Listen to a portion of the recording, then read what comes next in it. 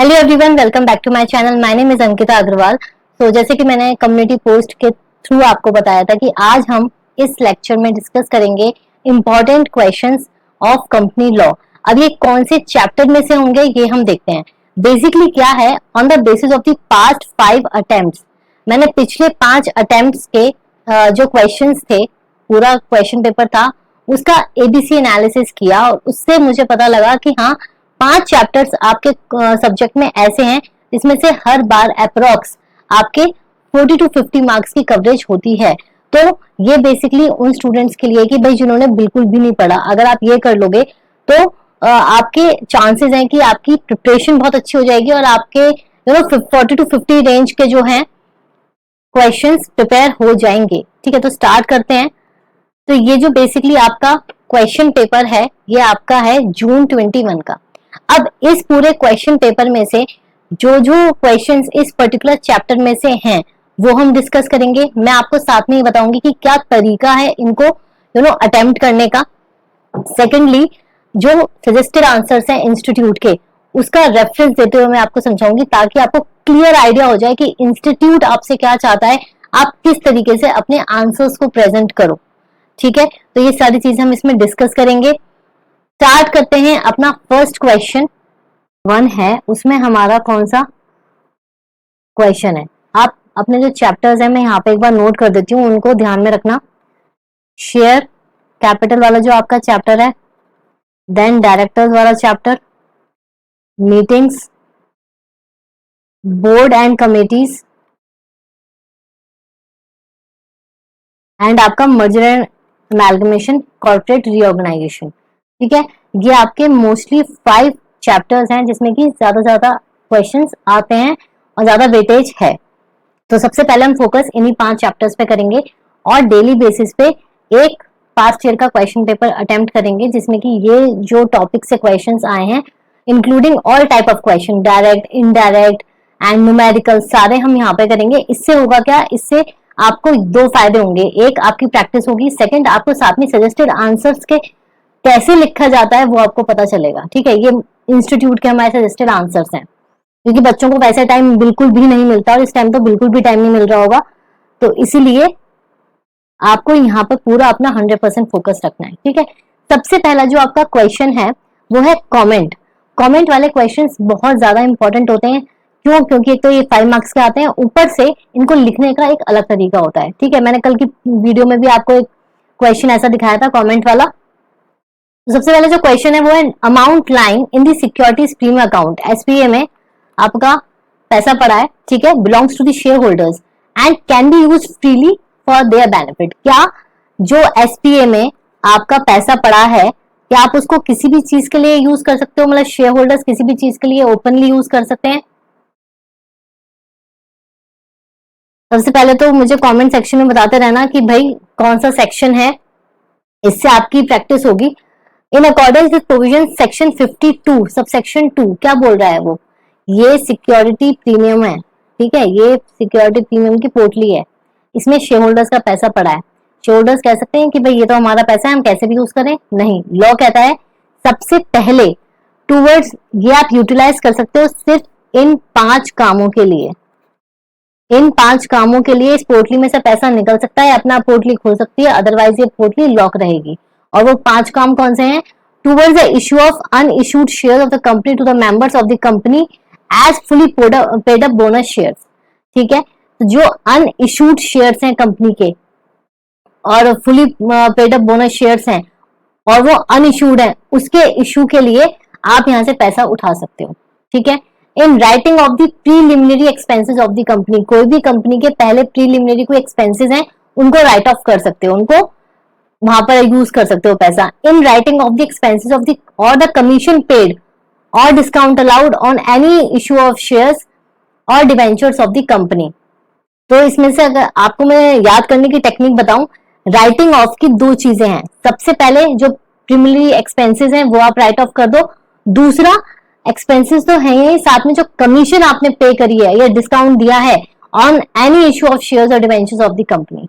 ठीक है, then in providing for the premium payable on the redemption of redeemable preference shares or any debentures of the company, आपके preference shares and debentures redeemable हो सकते हैं।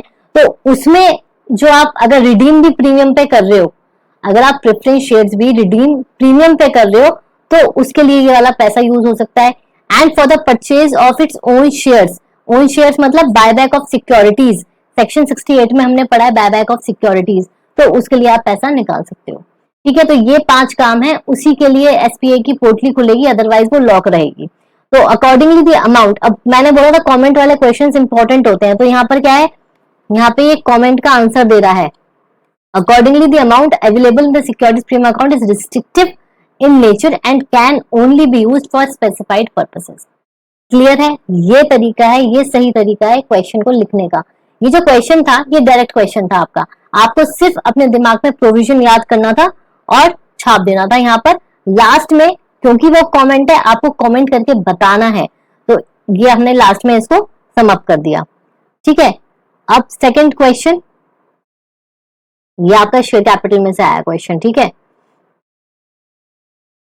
Now Devapriya was appointed as alternate director, ये director वाले में से है नहीं, बट मैं आपको बता रही हूँ, जब आप क्वेश्चन पूरा पढ़ोगे आपको पता चलेगा ये एक्चुअल में कौन से क्वेश्चन कौन से चैप्टर की बात कर रहा है।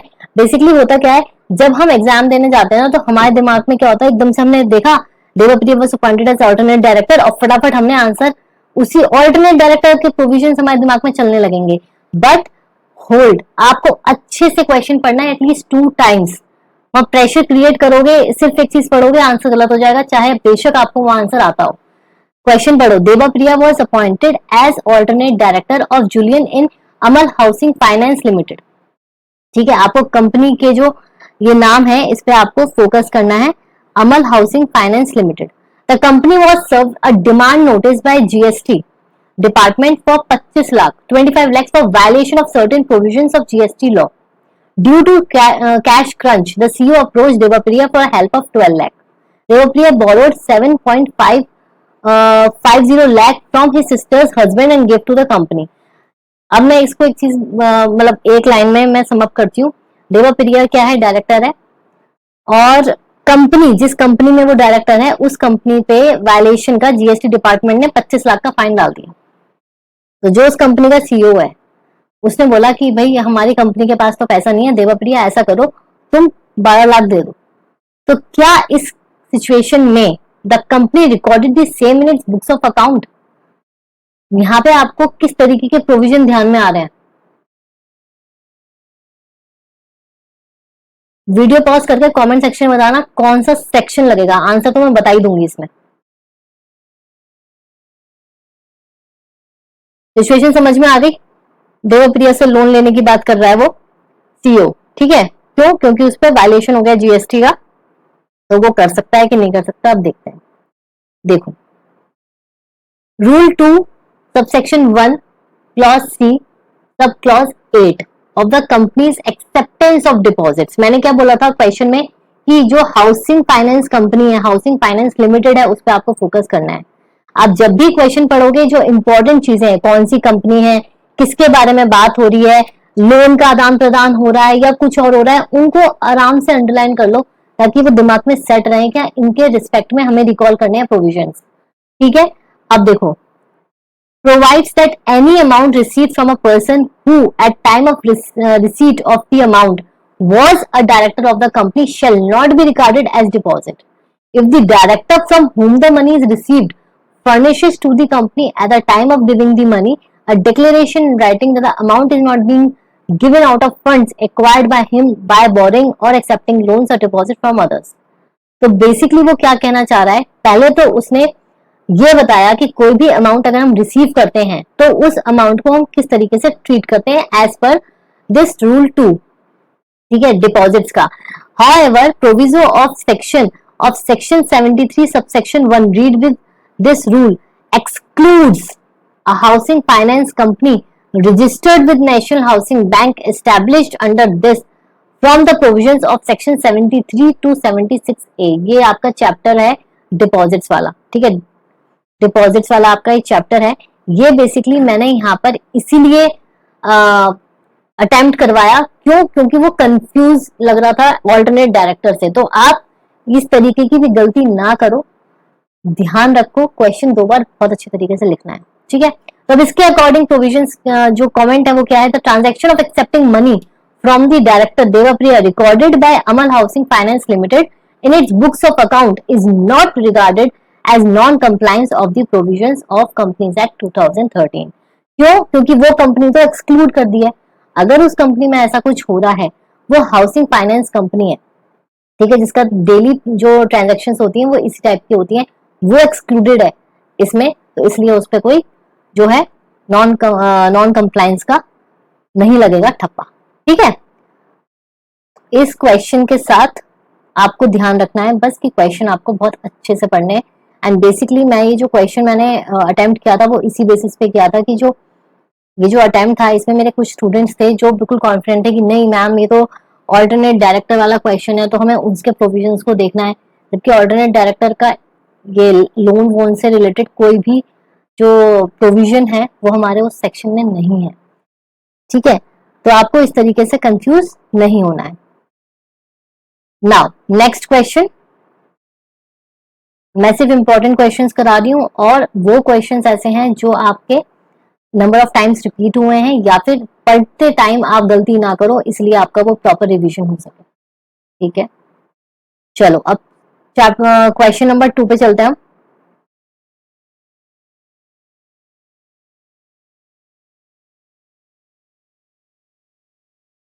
ये देखो, अभी आपका क्वेश्चन नंबर 2 है। बेसिकली वो क्या बोल रहा है, books of accounts have to be kept only at registered office of the company as a corporate consultant, give your comments in this regard. क्या हम जो अपनी बुक्स ऑफ अकाउंट्स हैं क्या सिर्फ वो रजिस्टर्ड ऑफिस पे रख सकते हैं या कहीं और भी रख सकते हैं? यस, हम रख सकते हैं, बट उसका प्रॉपर नोटिस हमें 7 दिन के अंदर अंदर देना होता है कि हम अपनी बुक्स को कहाँ प्रिजर्व करके रख रहे हैं, ठीक है। तो ये तो सिंपल क्वेश्चन था, एक बार मैं आपको पढ़ा दूंगी फिर भी जो एज पर सजेस्टेड आंसर्स कैसे लिखना है आपको।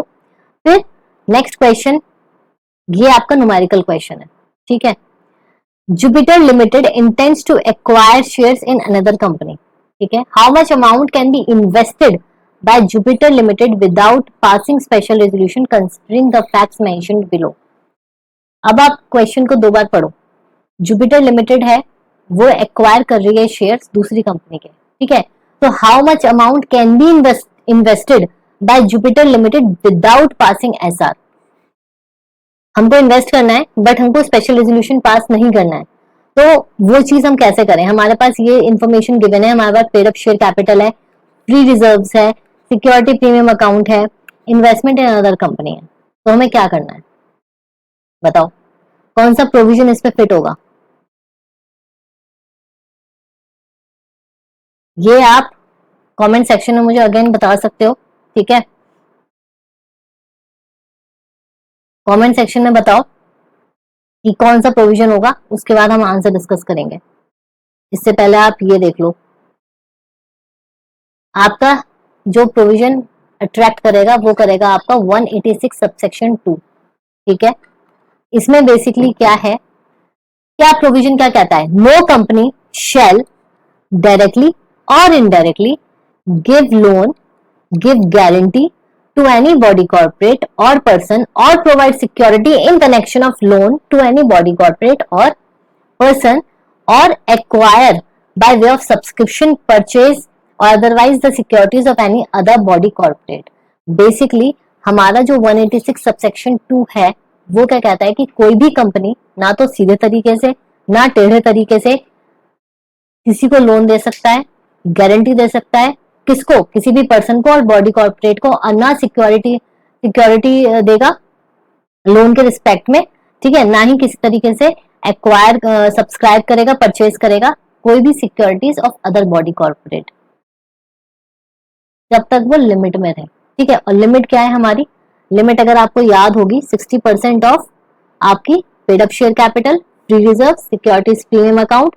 जिन बच्चों ने रिकॉल कर लिया वेरी गुड, ठीक है।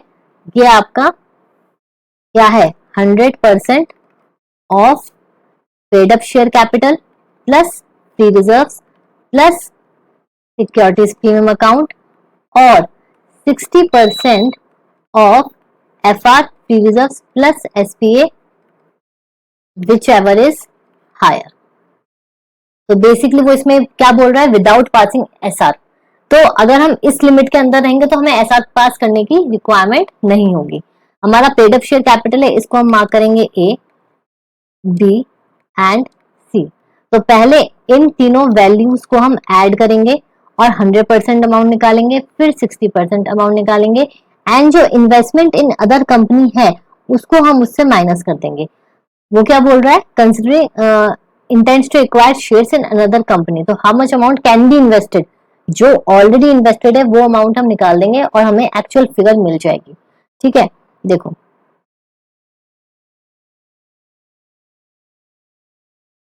किस तरीके से आपको इसको अटेम्प्ट करना है और जो आपके सजेस्टेड आंसर्स में गिवन है।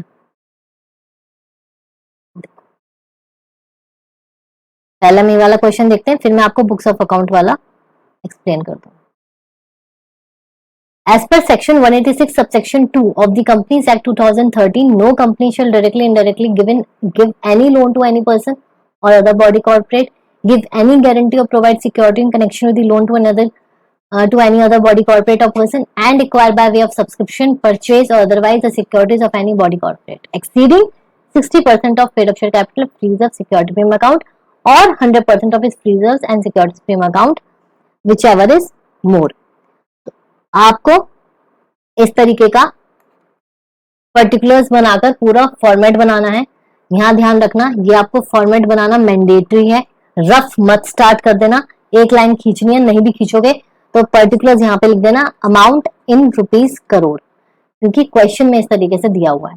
ठीक है, फिर आपकी paid up share capital A mark करिए आपने 1000 रुपीज, फ्री रिजर्व बी है आपका 340, ये एक्चुअल में माइनस में है तो ऑब्वियसली आपको बोर्ड मार्क्स आता है, उसके हिसाब से आप कैलकुलेट करोगे। Securities premium account C 780। तो जब हम इन तीनों को प्लस करके 60% निकालेंगे पहले इसका, तो जो अमाउंट आया हमारा वो आया 864। ठीक है, एंड यहाँ पे हमारा और है तो 60% और 100% हमारी ये वैल्यू आई 450। अब इन दोनों में से विच एवर इज मोर, तो ये हमारी ज्यादा फिगर है, हम इसको कंसिडर करेंगे और इसमें से हम 780 माइनस कर देंगे जो हम ऑलरेडी इन्वेस्ट कर चुके हैं। ठीक है, therefore further investment that can be made by Jupiter Limited without passing SR will be higher of D और E। तो D और E में से हायर क्या है 864 और reduced by the investment already made, that is 84 crore आपको और चाहिए, जिसमें आपको SR पास करने की रिक्वायरमेंट नहीं पड़ेगी। ठीक है, क्लियर है। इस तरीके के न्यूमेरिकल्स को एज पर सजेस्टेड आंसर आपको किस तरीके से करना है। अभी वाला क्वेश्चन देखो जो हमने बुक्स ऑफ अकाउंट्स का किया था, उसको एक बार रीड कर लेते हैं ताकि क्लियर हो जाए चीजें। Section 128 subsection 1 of the companies act 2013 requires every company to prepare and keep the books of accounts and other relevant books and papers and financial statements for every financial year at its registered office। ठीक है, ये तो आपका basic है कि आपको registered office पे रखना है। However, all or any of the books of accounts and other relevant papers may be kept at such other place in India as board of directors may decide। वो decide कर लें, और जब वो decide कर लें, the company shall with in 7 days of such decision file with the registrar of companies a notice in writing giving full address of that other place, such intimation to be made in AOC 5 to the Register of Companies। Therefore, board of directors of the company may decide any place other than registered office of the company for keeping the books of accounts। देखो जो इसके questions होते हैं all together, जो company law executive level पे आते हैं, वो बहुत सिंपल होते हैं। ठीक है, अगर आपने अच्छे से प्रिपरेशन करी होगी और आपके कॉन्सेप्ट्स क्लियर होंगे तो आप कभी फंबल नहीं मारोगे। कि आपको एक्चुअल में ये पता होना चाहिए, बहुत इंपॉर्टेंट, कि कौन सा क्वेश्चन कौन से सेक्शन कौन से चैप्टर में से पूछा है। एक बार आप ये आइडेंटिफाई कर लोगे, बिलीव मी बिल्कुल कभी गलती नहीं होगी आंसर लिखने में। जैसे कि मैंने आपको स्टार्टिंग में बताया वो ऑल्टरनेट डायरेक्टर वाला क्वेश्चन, ट्रस्ट मी, जब ये जैसे एग्जाम के बाद जब हम इवेल्युएट करते हैं क्लास में, तो मोस्ट ऑफ द स्टूडेंट्स, मैं हमेशा पूछती हूँ कि भाई जब क्वेश्चन है वो आप पहले पढ़ो और मुझे ये बताओ कि ये कौन से सेक्शन में से। मेरा फर्स्ट क्वेश्चन ये होता है जब हम क्वेश्चन पेपर को इवेल्युएट कर रहे होते हैं, रफली जब अब पेपर हो जाते हैं। अप्रोक्स 80% स्टूडेंट्स ने ये कहा था कि मैम ये तो ऑल्टरनेट डायरेक्टर का क्वेश्चन है, बिकॉज क्योंकि उन्होंने एक फर्स्ट लाइन पढ़ी थी, दैट्स इट। उन्होंने फर्दर क्वेश्चन पढ़कर अच्छी तरीके से एनालाइज ही नहीं करा कि ये कहना क्या चाहता है, और इसी वजह से हमारे मार्क्स नहीं आ पाते हैं। ठीक है, तो ये गलती मत करना बच्चों। ठीक है, अब आप जो नेक्स्ट क्वेश्चन है वो देखो, ये आपका क्वेश्चन पेपर मैंने यहाँ पे निकाला हुआ है, ताकि क्वेश्चन हम फटाफट यहां से देख लें और आंसर वहां से देख लें। संतोष, CEO of the company, has advised the board of directors of an unlisted company that in order to market the public issue and generate interest and awareness among the public, a prospectus can be issued without giving details of number of shares and the issue price. Examine the correctness of the advice in light of the provisions of Companies Act 2013. Again I am saying, ये जो question है मुझे बताओ, क्या ये ऐसा possible है कि हम पब्लिक इशू ला रहे हैं और हमें प्रोस्पेक्टस के थ्रू ही बताना होता है कि कितने का पब्लिक इशू है, क्या प्राइस रहेगी, कितने शेयर्स रहेंगे, कब ओपन होगा, ये सारी चीजें हमारी उसमें मेंशन होती हैं। तो जो संतोष है, CEO ऑफ द कंपनी, उसने बोर्ड डायरेक्टर्स को ऐसे बोल दिया कि ऐसे ऐसे कर लो, तो क्या ऐसा पॉसिबल है? आपको क्या करना है, आपको एडवाइस करना है कि करेक्टनेस जो स्टेटमेंट है वो करेक्ट है कि नहीं। जिन बच्चों ने अच्छी तरीके से प्रोस्पेक्टस वाला चैप्टर पढ़ा है वो एकदम से क्लिक कर जाएंगे, and the answer is yes. Red herring prospectus जो आपका होता है is a prospectus which does not include complete particulars of the quantum of price of the securities included therein. In simple terms, a red herring prospectus is a prospectus which does not include details of the price or number of securities being offered or the amount of issue. तो as per section आपका 32 subsection 1 of the companies act, a company proposing to make an offer of securities may issue a red herring prospectus prior to the issue of prospectus. Such company proposing this shall file it with the register of companies at least 3 days prior to the opening of the subscription list and the offer. Therefore, the advice given by CEO Santosh is correct. आपको ये जो conclusion वाली चीज है ना, ये जरूर लिखनी है। अगर आप 100% श्योर हो तब, रिमेंबर, अगर आप 100% श्योर हो तो ये लाइन लिखो, वरना यही लाइन आपको मरवा भी देगी। क्योंकि क्या होगा, एग्जामिनर चेक करेगा, अच्छा इसने लास्ट जो लाइन है, कंक्लूडेड लाइन है, वो तो इसने गलत लिखी है, तो इसका मतलब इस बकवास का क्या हो। आपने चाहे उसमें लिखा सही हो, ठीक है, रीजन सही हो, लेकिन आप अपने आप को प्रेजेंट नहीं कर पाए, आपके उस लाइन से हुआ और आपके नंबर कट हो जाएंगे। इसलिए एडवाइस वाले क्वेश्चंस में, कमेंट वाले क्वेश्चंस में हमेशा वो लाइन नीचे तभी लिखना जब आप 100% श्योर हो कि हाँ ये जो चीज है ये सही है। ठीक है, चलो अब नेक्स्ट क्वेश्चन हमारा कौन सा है? अब हमारा नेक्स्ट क्वेश्चन है आपका मर्जर वाले में से। Appointed date and effective date are very important in any merger or amalgamation through a scheme of arrangement, do you agree? और ये जो चीज है ये आपने बहुत अच्छे से, मैंने आपको, जो मेरे स्टूडेंट्स हैं उनको ऑब्वियसली आती होगी, मैंने बहुत अच्छे से समझाया है। ठीक है, तो इतने आप सोचो, फिर हम डिस्कस करेंगे आंसर।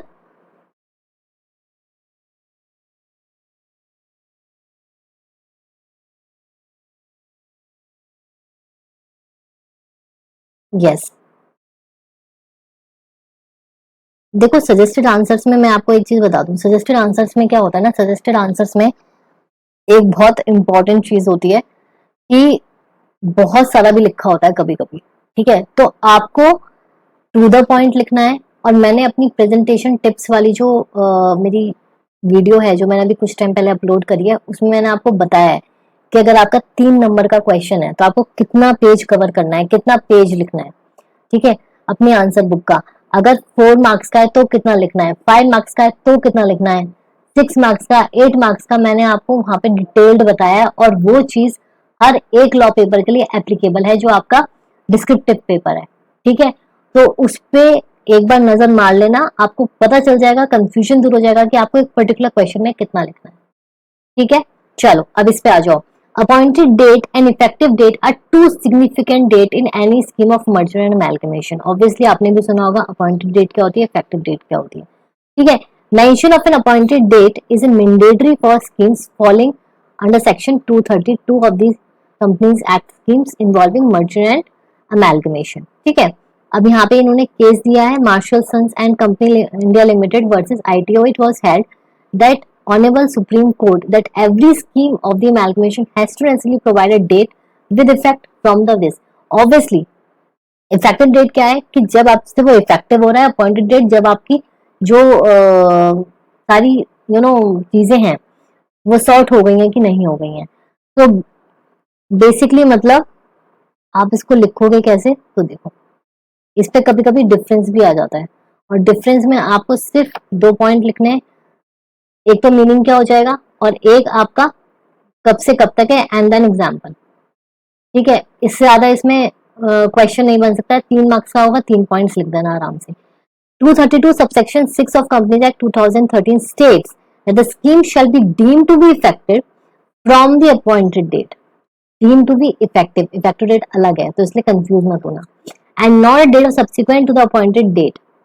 ठीक है, वो बोल रहा है कि 232 सबसेक्शन 6 जो है वो स्टेट करता है स्कीम जो भी हमारी मर्जर अमैलगमेशन की स्कीम है shall deem to be effective. वो स्कीम इफेक्टिव होगी from the appointed date and not a date subsequent to the appointed date. उसके बाद वाली कोई डेट नहीं, वो अपॉइंटेड डेट से ही इफेक्टिव होगी. ठीक है, and not a date subsequent to the appointed date. This is enabling a provision to allow the company to decide and agree upon an appointed date from which the scheme shall come into force.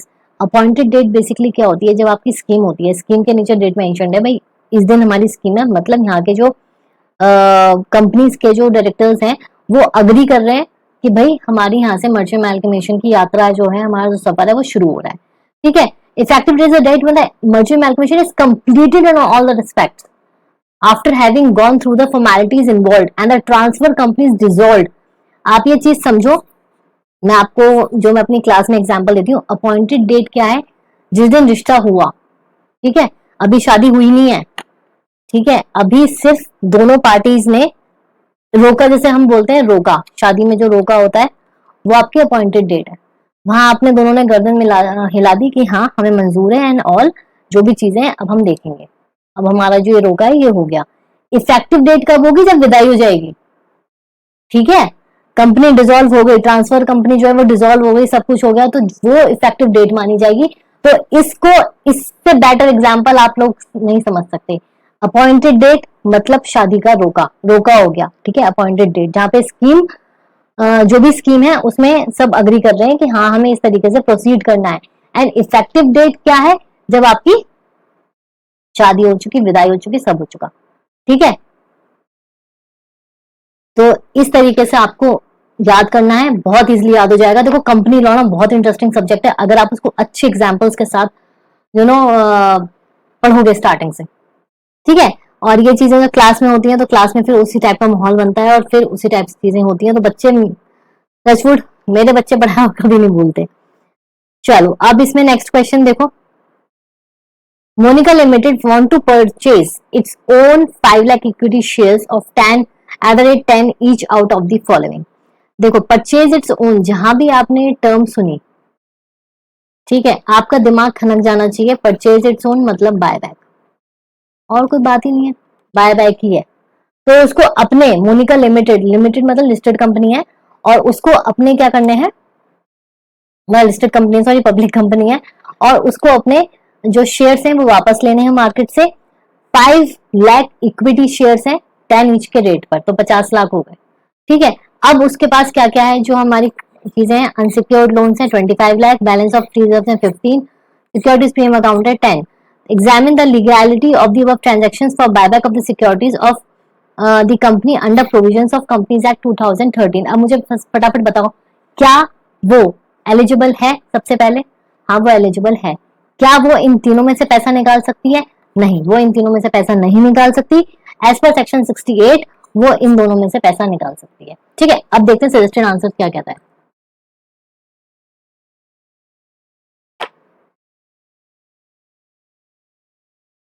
अरे बाबा इतना slow चलोगे तो बच्चों के paper भी आ जाएंगे. चलो देखो, according to section 68 subsection 1 of the Companies Act 2013, a company may purchase its own shares or specified securities known as buyback out of free reserves, securities premium account, the proceeds of the issue of any shares और other specified securities. ठीक है, however no buyback of any kind of shares specified security shall be made out of proceeds of earlier issue of the same kind of shares of same kind of other specified securities। इसका मतलब मैं समझा देती हूँ एक बार में, जिस बच्चे को समझ में नहीं आया, आप अपने ही शेयर्स को मार्केट से उठा सकते हो। ठीक है, आपको कहां से उठाने, पैसा कहां से, free reserve, securities premium account और proceeds of the earlier issue. ठीक है, बट अगर आपने सिक्योरिटीज ए कैटेगरी की करी हैं, however no buyback of any kind of shares specified security shall be made out of proceeds of earlier same kind। मतलब आपने पहले जो करा, आपने सिक्योरिटीज ए इशू करी, ठीक है, वो मार्केट में लिस्ट हो गई। अब क्या हुआ, आप उन्हीं को वापस ले रहे हो और उसी के लिए उसी का पैसा यूज कर रहे हो। समझ में आ रही है बात? आपने पहले सिक्योरिटीज ए कैटेगरी की इक्विटी शेयर, समझ लो इक्विटी शेयर्स आपने इशू करे, आपने लिस्ट करा दिए। अब आपका मन हुआ, उससे पैसे आ गए बहुत सारे जब इशू हुआ, ठीक है, अब आपका मन करा या हटा, चल इसको वापस ले लेते हैं, इसी में से पैसा उठा लेंगे, हमारा कुछ जाएगा भी नहीं। इससे क्या होता है, ये वाली जो चीज है, ये लॉ बोलता है नहीं, आप ऐसा नहीं कर सकते। ठीक है, तमाशा बना रखा है आपने कि आप पहले करो इशू, फिर आपने जैसे कि एक्चुअल में पार में किया, वहां से आपने ज्यादा में पैसा उठा दिया, क्योंकि एक बार लिस्ट करोगे, अगर कंपनी की रेप्यूटेशन गुडविल अच्छी है तो वो प्राइस हाइक पे जाएगी और फिर आप वहीं से पैसा बायबैक, तो उन्होंने कहा नहीं भाई ये गलत बात है, आप ऐसा नहीं करोगे। ठीक है, thus in given case Monica Limited can purchase its own 5 lakh equity shares out of free reserves and from the securities premium account in accordance with the provisions of Companies Act 2013। ठीक है, unsecured loan में से तो law के हिसाब से गलत है वो।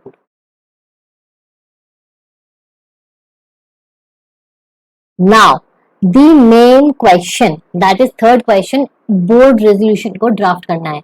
अब ये वाला जो क्वेश्चन है ना बेटा, board resolution for the preparation of annual report in abridged form for mailing to the members, ये आपका ना होमवर्क है।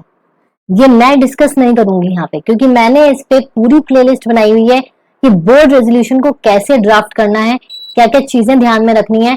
तो अगर आपने नहीं देखी है तो पहले आप देखो, मुश्किल से 10-15 मिनट की वीडियो है, आपको खुद पता चलेगा कि कैसे लिखना है, क्योंकि प्रैक्टिस, रियल प्रैक्टिस वही है एग्जाम से पहले। ठीक है, तो ये वाला जो क्वेश्चन है ये आपका होमवर्क रहेगा। उसके बाद आपको पता है सजेस्टेड आंसर्स आराम से जून 21 के हैं, आप उसमें से चेक कर सकते हो। मैं आपको ब्रीफली एक बार बता देती हूँ कि आपको ये लिखना कैसे होता है as per suggested answers, but my suggestion कि आप इसको खुद करो।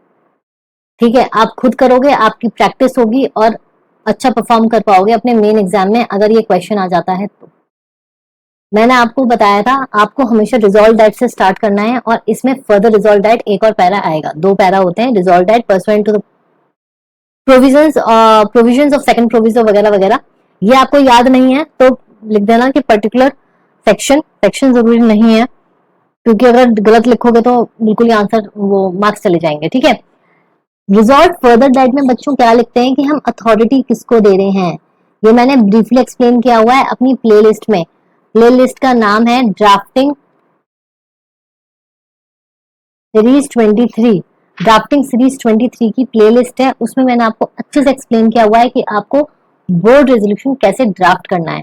तो ये वाला जो क्वेश्चन है ये आप पहले वहां से वीडियो देखो, उसके बाद खुद अटेम्प्ट करो, और अगर आपको वैसे ही आता है तो आप वैसे ही अटेम्प्ट कर लो।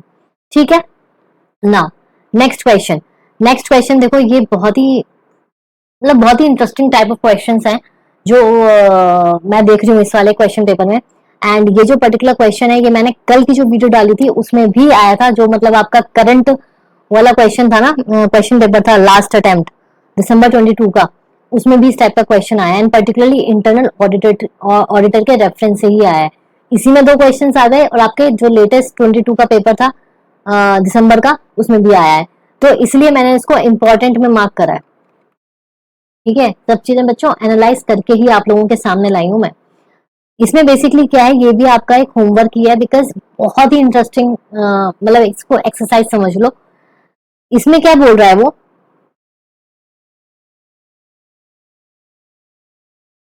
Advice by the internal auditor is required to be appointed in the following scenarios. Internal auditor का जो सेक्शन होता है वो आपका होता है 138। ठीक है, उसमें कंडीशंस होती हैं कि भाई इतनी इतनी पेड अप कैपिटल होनी चाहिए, इतना टर्नओवर होना चाहिए, इतनी आउटस्टैंडिंग लोन्स बोरिंग्स होनी चाहिए, और ये आपकी सारी कैटेगरी दे रखी है। आपको बेसिकली कमेंट करना है कि ये वाली जो कंपनी है लाला लिमिटेड, दिल्लो लिमिटेड, क्राफ्ट लिमिटेड, इसमें ये लिस्टेड कंपनी है, इसके इतने paid up share capital turnover है। तो बेसिकली जो 138 सेक्शन है उसमें जो इंटरनल ऑडिटर को अपॉइंट करने की जो एक वो दे रखा है, एप्लीकेबिलिटी दे रखी है, वो आपको रीड आउट करनी है। उसके बाद आपको ये क्वेश्चन अटेम्प्ट करना है। ठीक है, बहुत ही फन एक्सरसाइज लगेगी आपको। एंड सेकंड, वो बोल रहा है can the following person can be appointed as internal auditor or not? President, HR, DGM, finance. ये कंपनी के हैं, ठीक है, एचआर है, वो अपॉइंट हो सकता है क्या इंटरनल ऑडिटर के लिए, या फिर डीजीएम जो है फाइनेंस का, वो ऑडिटर के लिए अपॉइंट हो सकता है इंटरनल ऑडिटर के लिए। तो वो आपसे पूछ रहा है। ठीक है, तो ये बहुत ही फन क्वेश्चन है, ये आप लोग अटेम्प्ट करना। इंपॉर्टेंट है, बट खुद करोगे तो आपको बहुत अच्छे से वो चीज याद रहेगी, रिकॉल जल्दी कर पाओगे अगर इस टाइप का क्वेश्चन आ गया ना एग्जाम में, क्योंकि देखो इंपॉर्टेंट क्वेश्चन है। नाउ सेकंड क्वेश्चन, ये भी आपका ऐसी है, सीएफओ है, ठीक है, और वो ये बोल रहा है बेसिकली कि ये जो कंपनीज हैं, ठीक है, hello limited, jam limited, butter private limited, क्या इन कंपनीज में स्टैट्यूटरी ऑडिटर अपॉइंट करना जरूरी है या नहीं? तो अगेन जो आपका 204 सेक्शन है उसकी एप्लीकेबिलिटी पे जाओगे, देखोगे paid up share capital turnover और स्टेटस मैच करोगे, और फिर उसको एक लाइन में बता दोगे, एडवाइस कर दोगे कि भाई इसमें अपॉइंट कर सकते हो आप, इसमें मैंडेटरी है, इसमें कोई रिक्वायरमेंट नहीं है। तो अगेन ये भी आपके लिए बहुत फन एक्सरसाइज होगी। तो 3 क्वेश्चंस मैंने आपको दिए हैं, प्लीज डू अटेम्प्ट। इससे आपका रिवीजन भी होगा और आप अच्छे से जो इस तरीके से आप रिवाइज करते हो ना, वो आपको ज्यादा टाइम के लिए याद रहती है चीज। ठीक है, चलो अब पार्ट बी पे चलते हैं हम।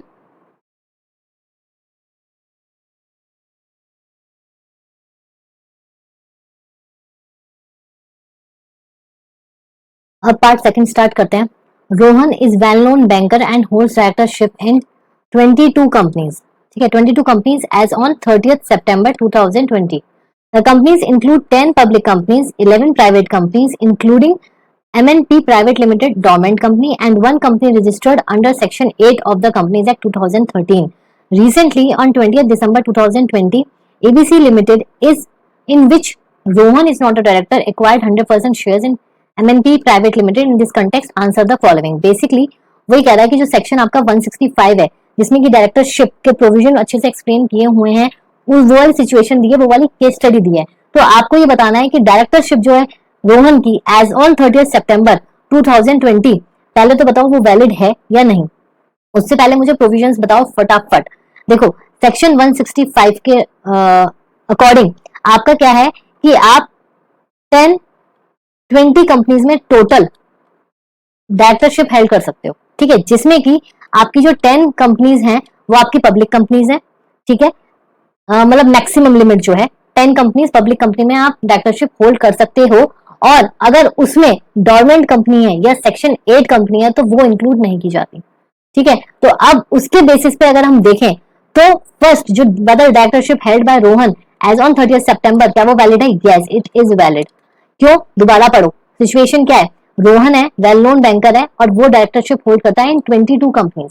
ठीक है, जिसमें की 10 कंपनीज आपकी पब्लिक कंपनीज है, चेक, ये आपका ठीक है। अब उसमें 11 प्राइवेट कंपनीज है, लेकिन जो 11 प्राइवेट कंपनीज है उसमें एक डॉर्मेंट कंपनी है और 1 कंपनी जो है वो रजिस्टर्ड है अंडर सेक्शन 8 कंपनी। तो दोनों निकाल दो। ठीक है, तो टोटल आपकी कितनी हो गई? इसमें से तो 9 हो गई, इसमें 10 हो गई, टोटल 19 कंपनीज हो गई। 19 कंपनीज में वो डायरेक्टरशिप होल्ड करता है, जिसमें कि 10 पब्लिक कंपनीज है। तो आपका ये जो प्रोविजन है वो इस तरीके से बिल्कुल सॉर्टेड है, वो बिल्कुल कंप्लाइंट है। ठीक है, सेकंड क्या है आपका क्वेश्चन? अभी डोंट वरी, मैं सजेस्टेड आंसर से दिखाऊंगी आपको पूरा आंसर। अभी हम जस्ट वो कर रहे हैं। Can Rohan constitute to hold directorship in all 22 companies after acquisition made by ABC limited? तो अब देखो आप ये किस तरीके से आंसर हुआ है।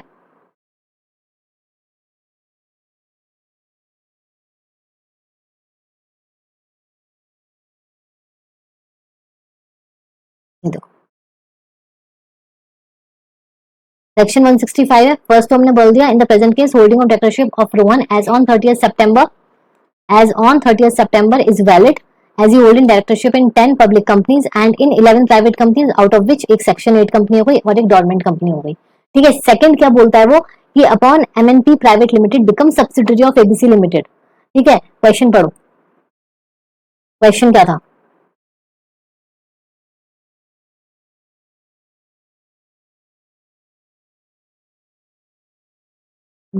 इसमें था recently on 20 December 2020 ABC limited in which Rohan is not a director acquired 100% shares in MNP private limited. ठीक है, जो कि डोरमेंट कंपनी है। तो उसके कंटेक्स्ट में क्या बोल रहा है? Dormant company becoming subsidiary of ABC limited a public company, directorship in MNP limited shall also be included within the limit of 10 public companies, obviously क्योंकि वो पब्लिक कंपनी ट्रीट करी जाएगी। Accordingly if Rohan acts as director in more than 10 public companies then same will be in contravention of 165 of the Companies Act 2013. ठीक है, and the last one, according to section 165 subsection 2, subject to the provisions of this, the members of the company may by special resolution specify any lesser number of companies in which a director of the company may act as director, so the proposal of the company secretary is tenable. ठीक है, वो आप special resolution pass करके कम तो करा ही सकते हो ना, तो बस उस केस में अगर उसका बढ़ रहा है, वो कॉन्ट्रावेंशन नहीं चाहता, तो वो कम करा लेगा, राइट। अब नेक्स्ट क्वेश्चन,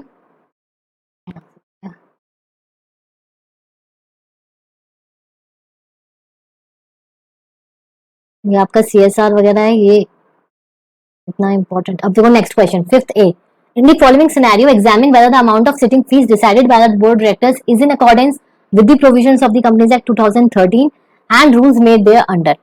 सिटिंग फीस की जब बात होती है तो हमारा कौन सा सेक्शन आता है? 197, जिसमें कि आपकी रेम्यूनरेशन वगैरह बताई गई है। तो इसमें बेसिकली क्या बोल रहा है, जो हमारी लिमिट है वो कितनी है? 1 लाख। ठीक है, अब आपको जैसे मैंने आपको पहले बताया वीडियो में स्टार्टिंग में, कुछ क्वेश्चंस हैं जो आपके फन एक्सरसाइजेस हैं, उसमें से एक ये भी है। यहाँ पे आपका डायरेक्टर का वो बता रखा है, नॉमिनी डायरेक्टर है, शेयर डायरेक्टर है, इंडिपेंडेंट डायरेक्टर है, उसकी अमाउंट ऑफ सिटिंग फीस दे रखी है। मैं फिर से कह रही हूँ, जिन बच्चों ने अपने कॉन्सेप्ट क्लियर नहीं कर रखे हैं उनको यही क्वेश्चन ऐसा लगेगा कि भैया क्या हो गया इस क्वेश्चन में, बट जिन बच्चों को कॉन्सेप्ट क्लियर है वो बोलेंगे ये क्वेश्चन 4 मार्क्स का, मतलब फालतू के नंबर, बहुत ही आसान है। सेक्शन 197 में क्या बोलता है कि जो मैक्सिमम लिमिट है आपकी डायरेक्टर की सिटिंग फीस की वो है 1 लाख। तो राजा की करनी है कम 20,000 से, इसकी विदिन, बस तीनों की सही है और इसमें कुछ है नहीं। अब देखो सजेस्टेड आंसर में कैसे लिखा है,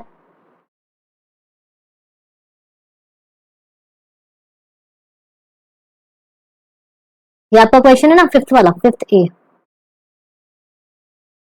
देखो section 197 subsection 5 read with this prescribes that a company may pay a sitting fee to a director for attending meetings of the board or committees thereof. Such sum may be decided by the board of directors which shall not exceed, मतलब कोई भी amount हो सकता है but 1 lakh से ज्यादा नहीं हो सकता। ठीक है, provided that for independent directors and women directors sitting fees shall not be less than sitting fees payable to other directors. Equality की बात करें तो इंडिपेंडेंट डायरेक्टर और वुमेन डायरेक्टर की जो सिटिंग फीस है वो उतनी तो होनी चाहिए, उससे कम नहीं होनी चाहिए जो आप बाकी डायरेक्टर्स को पे कर रहे हो। ठीक है, तो देखो एक लाइन का आंसर है, 4 के 4 नंबर ऐसी, sitting fees exceed maximum amount and should be reduce to 1 lakh. इसके 1,20,000 थे तो क्वेश्चन में गिवन था। ठीक है, इसका 1 लाख था, with in limit, with in limit. ठीक है, sitting fees is with in limit but it should not be less than the other directors and hence should be 1 lakh. तो 75,000 थी इसकी, तो वैसे तो लिमिट के अंदर है बट और के कंपैरिजन में हम देखें क्योंकि सबको 1-1 लाख मिल रही है तो इसके भी 1 लाख होने चाहिए, दैट इज क्योंकि इंडिपेंडेंट डायरेक्टर है। ठीक है, तो बस आपको ये प्रोविजंस अगर आपके सही है तो आपके नंबर ऐसे हैं। बच्चे घबराते बहुत हैं कंपनी लॉ के पेपर से, इतना है नहीं कंपनी लॉ का पेपर खतरनाक। अगर आपके कॉन्सेप्ट्स अच्छे हैं तो आप आराम से कर सकते हो। अब देखो ये भी आपका डायरेक्टर्स वाला क्वेश्चन ही है। Board directors of yes and yes no limited proposes to appoint Arjun as managing director MD. Arjun has recently celebrated his 71st birthday. Arjun has spent his entire career in power sector and will be a strategic fit or yes for Yes No Limited. Company secretary of the company suggests that the Arjun can only be appointed through special resolution. Do you agree with the company secretary? अब देखो ये जो पूरा questions का सिलसिला है वो आपका केएमपी वाले चैप्टर में से है। ठीक है, तो इसमें भी जो आपके प्रोविजंस दिए हुए हैं वो क्या है? As per section this no company shall appoint or continue the employment of any person as managing director. जो आपके मैनेजिंग डायरेक्टर है, होल टाइम डायरेक्टर्स है और मैनेजर है। ठीक है, और क्योंकि एमडी या मैनेजर में से एक हो सकता है सिर्फ उस पोजीशन को हेल्ड करता हुआ उस कंपनी में, तो एमडी, होल टाइम डायरेक्टर और मैनेजर जो है वो उसकी एज लिमिट है not below 21 years and has attend the age of 70 years. तो वो 71st बर्थडे बना रहा है अपना, तो क्या वो अपॉइंट होगा? However the appointment of person has attend 70 years may be made by passing special education in which case explanatory statement annex to this. देखो बेसिकली होता क्या है, जो बड़ी बड़ी कंपनीज होती हैं, ठीक है, अब ऐसा तो नहीं हो सकता ना कि आप कोई भी बड़ी कंपनी के सीईओ को ले लो या मैनेजिंग डायरेक्टर को ले लो, ठीक है, वो 70 प्लस उसने कंपनी बनाई, अब उसको थोड़ी ना तुम 70 ईयर्स के हो गए उनको निकाल के फेंक दो कंपनी से, ऐसा तो होगा नहीं। तो इसलिए साथ में प्रोविजन दिया है कि आप स्पेशल रेजोल्यूशन पास करो, आप एक्सप्लेनेटरी स्टेटमेंट दो कि आप क्यों अपॉइंट करना चाहते हो इनको एज अ मैनेजिंग डायरेक्टर और मैनेजर और होल टाइम डायरेक्टर, तो उससे आपका जो है वो हो जाएगा। तो सबसे पहली कैटेगरी क्या है? सबसे पहले तो हम 196 सबसेक्शन 3 देखेंगे, ठीक है, कंपनीज एक्ट की, जो प्रोविजन दे रखा है not below age of 21 years and has attend the age of 70 years. तो आप इतने टाइम के बीच में विंडो में तो अपॉइंट कर सकते हो, उसके अलावा नहीं। अच्छा, अगर ऐसा होता है, अगर ऐसा केस आता है, then you have to pass SR with explanatory statement. चलो ठीक है, समझ में आ गया। लेकिन अगर और सप्पा पड़ गया, एसआर आपका नहीं हुआ पास, तो क्या करें? तो किसके पास जाएं? तो अगर where no such special resolution is passed but the vote cast in favor of the motion exceeds the votes if any cast against the motion and the central government is satisfied, last resort है central government, on an application made by the boards then such appointment is most beneficial to the company। आप एक application डाल दो सिर्फ कि भैया ये जो हम पोजीशन की मांग कर रहे हैं वो in the interest of the company है, in the interest of the मतलब ऑल टुगेदर शेयर होल्डर्स है, तो आप भाई कर दो। तो सेंट्रल गवर्नमेंट परमिशन दे देगी और आप कर सकते हो। तो वही उसने बोला है, accordingly in given case appointment of mister Arjun in guess no limited can also be made by application made to board directors to the central government, therefore advice of company secretary is not correct. मतलब उसने तो गलत दी थी obviously, ठीक है। Can only be appointed, ये चीज है ना बहुत बीच बीच में बहुत जरूरी है पढ़ने के लिए। उसने क्या बोला था कि जो आपका अर्जुन है वो अपॉइंट हो सकता है सिर्फ और सिर्फ स्पेशल रेजोल्यूशन से, तो ऐसा नहीं है, हमारे पास सेंट्रल गवर्नमेंट भी है, ठीक है।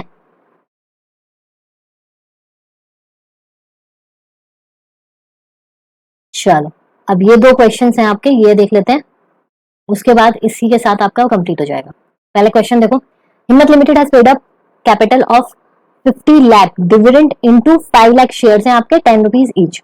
Special notice of intimation to move a resolution to remove Rajesh and company statutory auditor before the expiry of their term and appointing Rita Ben and company in their place have been given to the company by the shareholders holding 5023 shares in the above context give a suggestion to Himmat Limited। वैसे तो ये question जो है आपका directors वाला portion नहीं है, but important question है, इसलिए मैंने इसको मार्क किया हुआ है। तो चलो देखते हैं।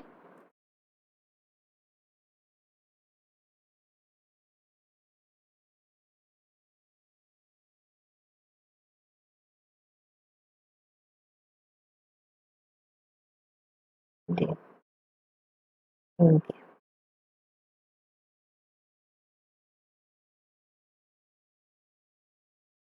Section 115 read with Rule 23 Management and Administration Rules, where a special notice is so required by of any resolution, notice of the intention to move such resolution shall be given to the company by such number of members holding not less than 1% of total voting power or holding shares on which the aggregate sum of not less than rupees 5 lakhs has been paid up to the date of the notice। तो the instances which require special notice, मतलब वही कह रहा है कि उसके पास क्या है, उसके पास सिर्फ और सिर्फ 5000 शेयर्स हैं, तो क्या उस कैटेगरी में वो फिट हो रहा है? Under section 140 subsection 4 a resolution for appointing a person as an auditor at annual general meeting other than the retiring auditor or providing expressly that the retiring auditor shall not be reappointed under subsection 2 and 5 of section 169 to remove a director before the expiry of the period of his notice office and appoint somebody in place of director, so remove the same meeting। So accordingly there is no such provision of special notice under Companies Act 2013 for the removal of statutory auditor। statutory auditor को आप special notice के through remove करो, ऐसा कोई provision आपकी companies act में given नहीं है, विच में require special notice in terms of section 115। तो यहाँ पे क्या हुआ, section 140 subsection 1 read with rules this and this may be removed from his office before the expiry of his term only by passing special resolution of the company after obtaining the previous approval of the central government by filing application ADT2 within 30 days of the resolution passed by the board। मतलब ऐसा तो नहीं है ना कोई भी उठ के आ जाएगा कितने भी शेयर्स लेके कि भैया इसको रिमूव करो, तो ऐसा नहीं है। पहली बात क्या है, as per section 115 special notice का प्रोविजन नहीं है कि आप सिर्फ कुछ आपके पास शेयर्स हैं और आप पोजीशन होल्ड करते हो। यस, आप ऑब्वियसली पोजीशन होल्ड करते हो, बट कंपनी लॉ में आपको ये प्रोविजन नहीं दिया गया है कि भैया एक स्पेशल नोटिस ले आओ और कह दो कि यार इनको हटाओ और रत्ना बैंक को जो कंपनी जो स्टैट्यूटरी ऑडिटर है उनको अपॉइंट कर लो। तो ऐसा प्रोविजन नहीं है इन कंपनी लॉ। अगर हम बात करें सेक्शन 140 की, तो उसमें आप रिमूव कर सकते हो, बट उसके लिए आपको क्या करना पड़ेगा, मतलब आप एसआर पास करोगे। सबसे पहली चीज आप एसआर पास करोगे क्योंकि आपको मेजोरिटी की कंसेंट चाहिए। ठीक है, after obtaining the previous approval of the central government, पहले तो आप सेंट्रल गवर्नमेंट से लोगे परमिशन, फिर आप स्पेशल रेजोल्यूशन पास करोगे bye filing an application in form ADT2 with in 30 days of the resolution passed by the board. ठीक है, पहले क्या करोगे, पहले आप स्पेशल रेजोल्यूशन पास करोगे। ठीक है, उसके बाद आप AD2 में सेंट्रल गवर्नमेंट को बोलोगे, उससे परमिशन लोगे कि भाई देखो हमारे घर के लोगों ने तो पास कर दिया, अब आप बताओ आप करते हो कि नहीं करते हो। ठीक है, तो further as per section 139 subsection 8 of the companies act, Ratna Rita Van and company can be appointed by board directors within 30 days to fill such casual vacancy. Casual vacancy में आप फिल कर सकते हो। समझ में आया? इस क्वेश्चन और इस आंसर को दोबारा पढ़ना, साथ में जो आपके प्रोविजंस लिखे हुए हैं, जहां पर भी लिखे हुए हैं उसके हिसाब से आपको पढ़ना। ठीक है, तो ये बहुत इंपॉर्टेंट है। अब हम लास्ट क्वेश्चन करते हैं आज की क्लास का, एंड इसमें आपका मोस्टली जो आपके चैप्टर्स मैंने बताए हैं, शेयर कैपिटल हो गया, आपका डायरेक्टर्स हो गया, मीटिंग्स हो गया, वो सारे इसमें कवर हो चुके हैं। ऐसे ही हम डेली बेसिस पे लाएंगे और आपको मैं रिवाइज कराऊंगी जब तक आपके एग्जाम्स होते हैं। ठीक है, जिससे कि आपकी प्रिपरेशन बहुत अच्छी हो सके। Now last question, Shankar was appointed as small shareholder director on 2nd March 2017. Shankar has submitted a letter to the board of directors expressing his desire to get reappointed. In this context, the board wants your opinion on the following points. समझ में आ गया question? Small share holder है शंकर, ठीक है, जो कि appoint हुआ 2 मार्च 2017 को। अब शंकर ने क्या करा, एक लेटर बोर्ड डायरेक्टर्स के पास दे दिया expressing his desire to get reappointed. ठीक है, तो आप बताओ कि क्या हो सकता है। सबसे पहले तो आपको अपॉइंटेड डेट दिमाग में रखनी है और फिर फर्स्ट क्वेश्चन पढ़ना है, whether Shankar can be reappointed on 31st March 2021. अब देखो इसका आंसर।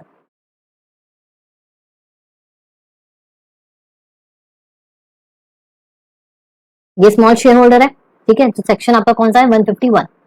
तो section 151 read with rules 7 of the appointment and qualification of directors, the tenure of small shareholder director shall not exceed period of 3 consecutive years and on expiry of this tenure such director shall not be eligible for reappointment। तो बात तो यहीं खत्म हो गई।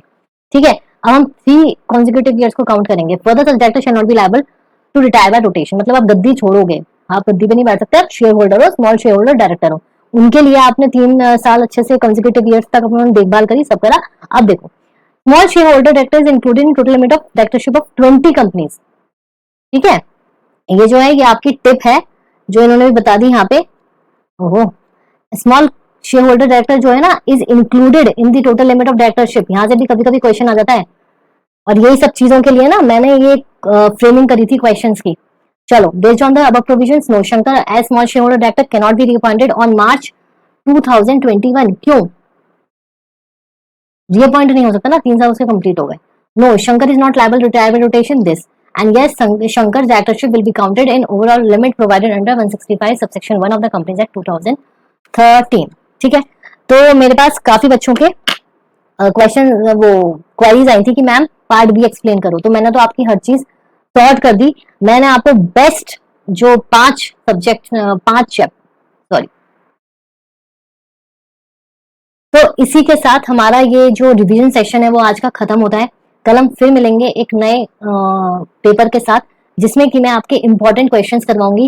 And student please please please, ये जो series मैंने स्टार्ट करी है ना, ये सिर्फ और सिर्फ आपके बेनिफिट के लिए करी है। आप ये बिल्कुल मत सोचना कि यार इतना तो हम पढ़ लेंगे। यहाँ पे जो आप मेरे अपने कानों से सुनोगे, जो देखोगे, वो चीज आपको एग्जाम में बहुत हेल्प करेगी, ट्रस्ट मी। जैसे कि मैंने आपको इसमें से क्वेश्चन भी दिए। अब जो बच्चे स्कैनर्स नहीं भी कर रहे हैं ना और जो कर भी रहे हैं, उनके लिए बिल्कुल ये नो गोल्डन अपॉर्चुनिटी है।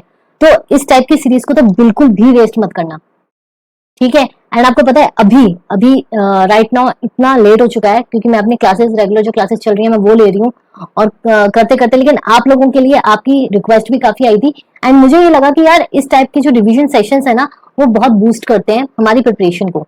हमारे पास टाइम नहीं होता कि आप स्कैनर देखो, सजेस्टेड आंसर देखो, हमारे पास नहीं होता टाइम, ठीक है ना, मतलब आप लोगों की बात कर रही हूँ मैं एज ए स्टूडेंट, आप लोगों के पास टाइम नहीं होता कि सजेस्टेड आंसर देखो, यहाँ से आपको हर चीज पता लगेगी, क्वेश्चन कैसे पढ़ना है, कैसे उसको लिखना है, और किन किन चीजों का, छोटी छोटी चीजों का ध्यान रखना है।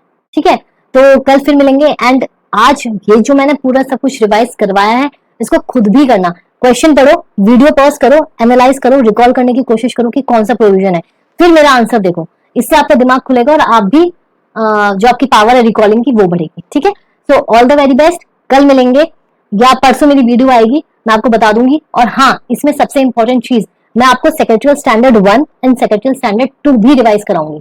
ठीक है, वो जब भी कराऊंगी, मतलब अभी 2 या 3 दिन में जब भी मैं आपको कराऊंगी, मैं कम्युनिटी पोस्ट से आपको एक बार इन्फॉर्म कर दूंगी। और अगर आप चाहते हो कि मैम पहले SS1 कराओ, SS2 कराओ, तो इस तरीके की आपकी क्वेरी है तो आप मुझे कमेंट सेक्शन में पूछ सकते हो, बता सकते हो कि आपको कौन सी वीडियो चाहिए। हालांकि मैंने तो पूरा शेड्यूल कर ही दिया है कि पहले आपके ये 2-3 क्वेश्चन पेपर्स आएंगे back to back for company law, and then SS1 SS2, और फिर मैं एक जो क्लास है वो रखूंगी ओनली ऑन न्यूमेरिकल्स। ठीक है, तो stay tuned, please do like share subscribe.